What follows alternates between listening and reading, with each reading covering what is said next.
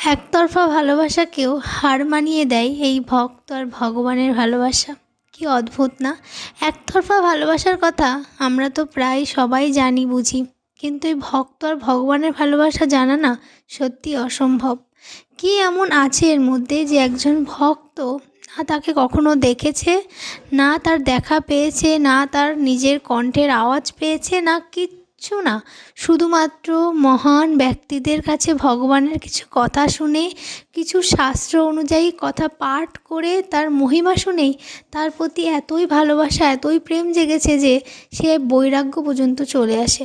কোথা থেকে কোথায় চলে যায় একজন মানুষ এই ভগবানের ভালোবেসে, ভগবানকে ভালোবেসে।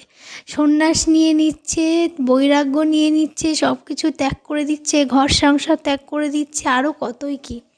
কত ভক্ত তো আছে গৃহে থেকেও ভগবানের প্রেমে এতটাই মজে আছে যে তাকে সামনে থেকে তো দেখে মনে হচ্ছে সাধারণ, কিন্তু সে যে কতটা অসাধারণ শুধুমাত্র যারা তার সাথে থাকে তারাই জানে। তো মাঝে মাঝে খুব অবাক লাগে এইরকম ভালোবাসা দেখে। আমাদের এখনকার যুগের ভালোবাসা তো আমরা না পেলে সেটাকে ভালোবাসাই মনে করি না। প্রত্যেকটা ভালোবাসায় পূর্ণতা চাই, কিন্তু ভগবান আর ভক্তের এমন কী আছে ভিতরে যে তাদের আদৌ কোনো দিন মিলন হবে কি কোনো জনমে? ধরো এ জন্মে না হলেও কোনো জন্মে হবে কি না তারও কোনো গ্যারেন্টি নেই। তার কখনো দেখা পাবে কি না কোনো গ্যারেন্টি নেই, কিচ্ছু নেই। কিন্তু শুধুমাত্র শাস্ত্র পড়ে কিছু ভক্তের মুখ থেকে তার মহিমা শুনেই তারা এতটাই ভালোবেসেছে, ভাবলেই অবাক লাগে যে এটাও হয়। আর আমরা এখনও কি না কিছু মানুষের জন্য দেহ ত্যাগ করে দিই, আত্মহত্যা করতে যাই।